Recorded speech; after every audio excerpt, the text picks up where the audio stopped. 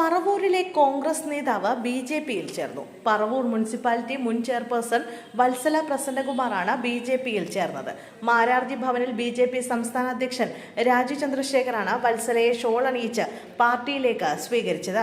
വത്സലയുടെ ബി.ജെ.പിയിലേക്കുള്ള വരവിലൂടെ വികസിത പറവൂർ എന്ന ലക്ഷ്യം സാധ്യമാകുമെന്ന് രാജീവ് ചന്ദ്രശേഖർ വാർത്താ സമ്മേളനത്തിൽ പറഞ്ഞു. വിസ്മയം പറവൂരിൽ നിന്നാകട്ടെ എന്നും രാജീവ് ചന്ദ്രശേഖർ പറഞ്ഞു.